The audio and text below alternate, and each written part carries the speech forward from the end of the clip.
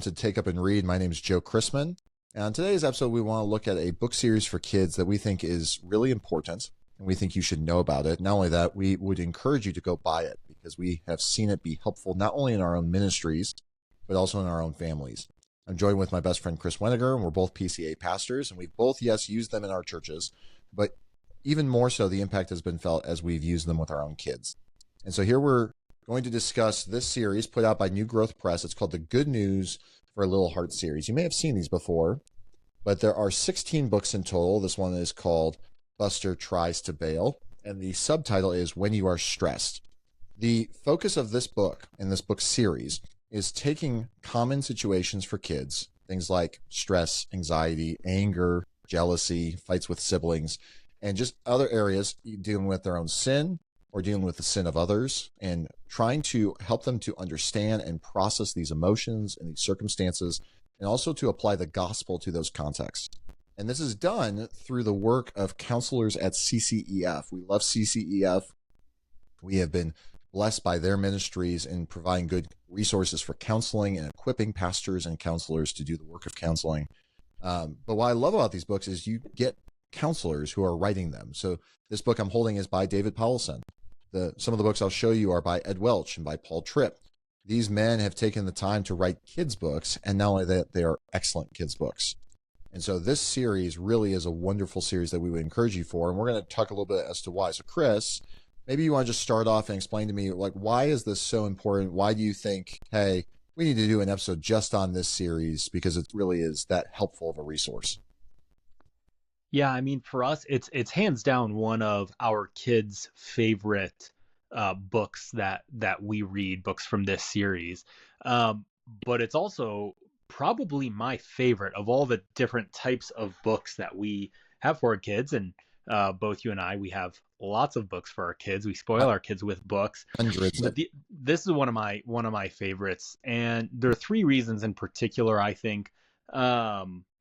Why I love this series so much, why I think it's so helpful for us. So the first is just what you mentioned.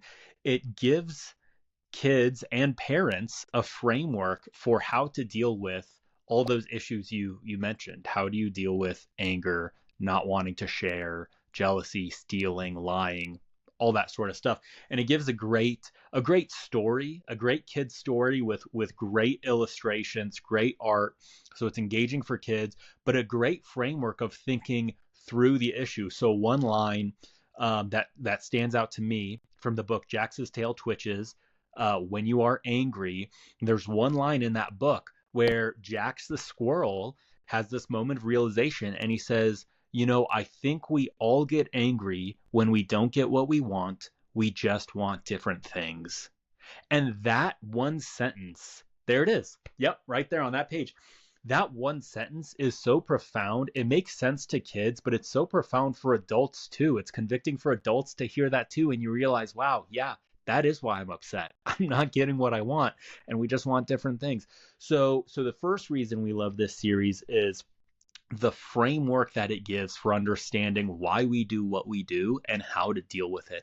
It's so helpful both for kids and for adults. The second reason I love it is that it's explicit use of scripture.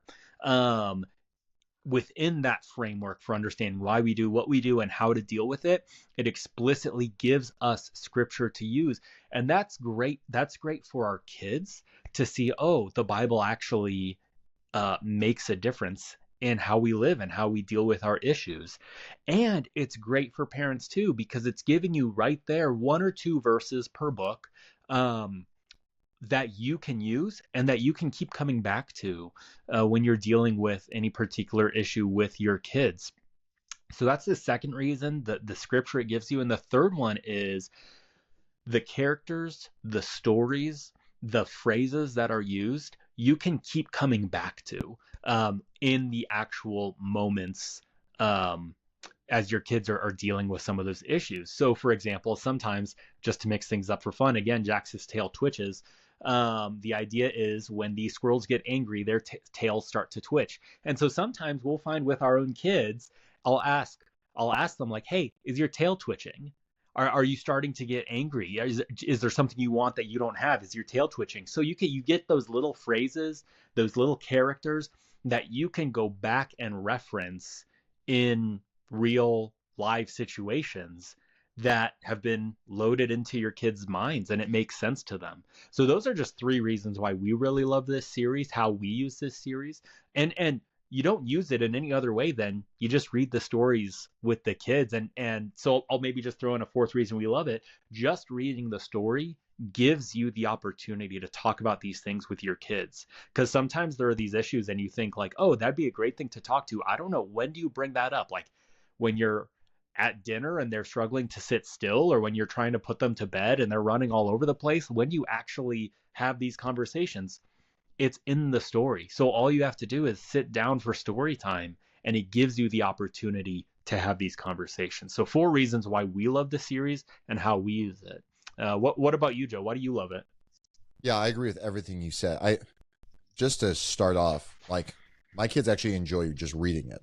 Like if you were to say, okay, you're not trying to have conversations, you're not really pressing into all the value that we just unpacked there. Like they're just good books. Like they are enjoyable stories, they're enjoyable books from a literary standpoint. And so James often will go and be like, I want to read, you know, pick one of the 16 books. I have the two newest books with me. The newest one out there is Gus Gets Badgered, which is dealing with bullies, which is actually, this book is awesome. This just came out. And then the one right before that is Darcy's Always First When Sybil Fight. Also a really good book. All of them are great. One of the things that Chris mentioned is the explicit use of scripture. I want to share one resource the book gives and why I love it so much, because it's going to feed into why I love the series so much. In the story, in every one of them, consistent in all 16, at some point, the young character, the young child, the son or the daughter, realizes they are anxious or they're sad or they're whatever it may be. And usually it's the role of one of the parents kind of comes in and helps them understand, and they apply scripture to it. And so it's usually a single verse that they write on a scrap of paper and they put in the lunchbox with the kid, or they put it in their back pocket, whatever it may be. And at some point in the story, the kid needs that verse and they use it and they apply it. What I love about it is in the back of every book. Now it's hard because we've taken most of them out. They have 4 cards. And I'm showing this, if you're not watching on YouTube, on the screen, I'm showing the 4 cards. 3 of mine are gone in this book because James has already taken them out, but they're perforated cards with scripture on them. And the idea is, just like the character in the book, you can tear out this card, put it in your back pocket, and bring with you on your day, or you can put it in your lunchbox and bring it to school, whatever it may be. I absolutely love that. Whoever came up with that CCEF needs a raise. Like, that was brilliant. And it leads into my main reason why I love the series so much. I'm a fan of good kids resources because there's lots of bad kid resources out there. There are a lot of bad Christian kids books, not because their intent was wrong and not because that, you know, they intended to sell to write a bad book, but you pick up a lot of kids books and you realize this is hard to read with my kid. My kid's not really engaged on this. It's not really useful. It's not really helpful. And so we have all these resources we amass, I feel like, in Christian families, but they're not actually doing anything. They're just kind of there. This series works. Like, it actually helps. It actually helps equip children. It actually helps mature children in understanding these areas and applying the gospel to them, understanding God's care for them in the midst of all this. That is, like, the pragmatist in me absolutely loves this series because it actually works. I can hand this. I have done this with so many families in our church and just said, I don't know when you're going to read it, but when you do, you're going to come talk to me because it's just that helpful. One story I love to share, just illustrating this in our own family's life. There was a season, a situation where James was facing a couple circumstances and kind of moments, situations where he was prone to kind of be sad and a little scared. And we were reading these books and we were coming up on a story talking about sadness, one talking about fear, one talking about anxiety, different stories that are just absolutely great. And he had taken off one of the cards and he had put it by his clothes. And the next day we went to church, he had put the card in his back pocket. And he had found himself, again, in a situation where he was a little scared, he was a little afraid. And I was across the room, and I watched as he stopped. And I wondered to see if he'd look for me or if he'd look for his mom. He stopped. I saw him feel his back pocket, and he closed his eyes and started to pray, because that's what they did in the book. And I will pour all of the money into resources that have that kind of effect on my kid. that actually are helping to disciple my child, to help my son understand God is with you. You can talk to him. If you are afraid, that's exactly when you should go to him. That is like, it's hard to get resources that have that kind of impact. And this is absolutely the case.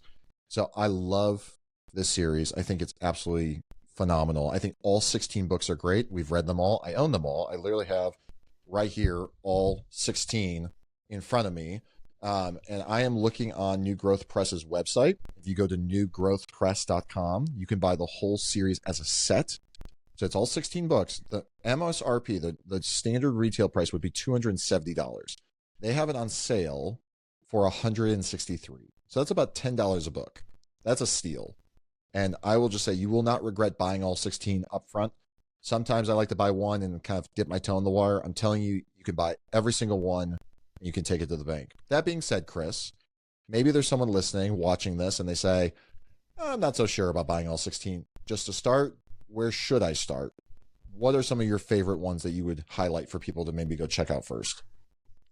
Yeah, I mean, our favorite, hands down, is Jax's Tail Twitches, When You Are Angry. I think that was the first one we read with our kids and just really connects. I mean, it's squirrels, who doesn't love that? Topic of kids getting angry because they don't get what they want. We keep coming back to that. So I would definitely, so Jax's Tail Twitches is fantastic. Another one we're reading a lot that I have here is Buster Tries to Bail.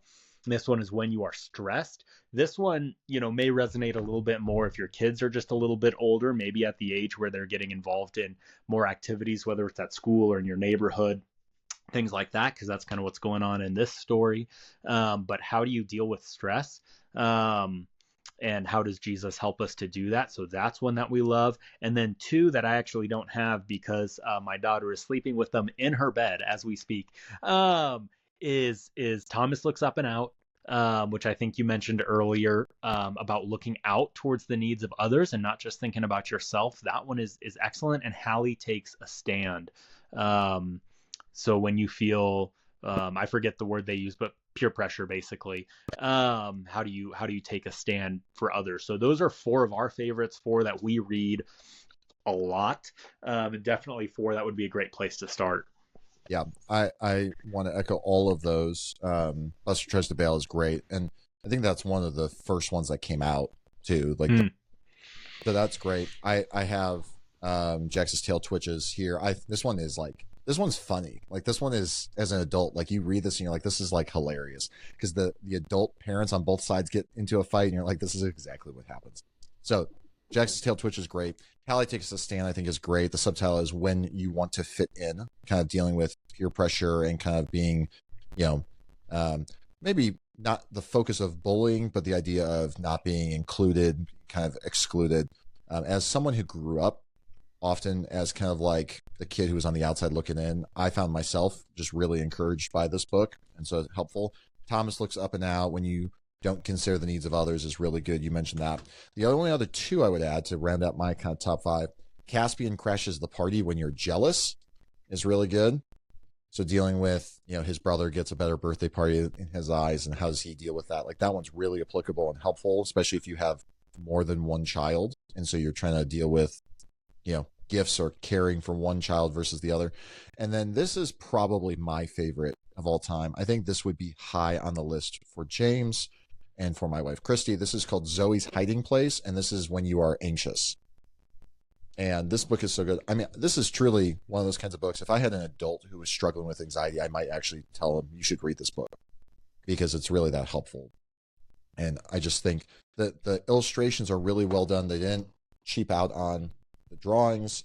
The text is not overly burdensome. I know it looks like there's a lot of text on some of these pages, but the font size is you can see there's some of these pages where there's very little writing at all. So the pace of the story goes quickly. It's not an overly long read.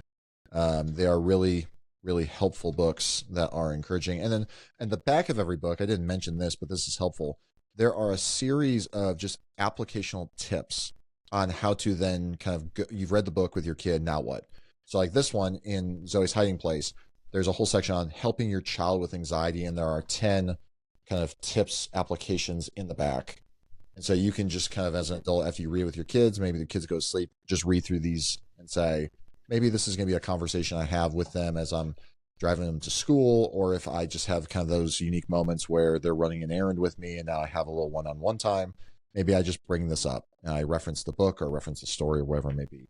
So those are my 5. I really don't think there's a bad book in the bunch. I don't give blanket endorsements for series very often in any genre. Commentaries, fiction works, whatever it may be. This is a series I can say every single one of them is good. You can buy any one of them, and it's going to give a good representation of the series. I'd highly encourage you to do so. So, with that, this is the most important kids' book series that we think you should know about. I hope that you are encouraged by it. If you have read them, feel free to put in the comments below what is your favorite book or your child's favorite book. If you have not read them below, maybe throw a comment down with some of your favorite resources. We hope to do a lot of videos on kids' books. Like I said, there's a lot of bad kids' books out there. And sometimes I think we can get overwhelmed and say, there's too much. And so I'm not going to try. I'm not going to look for resources for my kids. And that's not good because there's a lot of good stuff out there. And so we want to do our best to try to curate a list for you that's going to be the best stuff for you and your kids and the best bang for your buck. Until next time, though, go get a good book and enjoy some reading.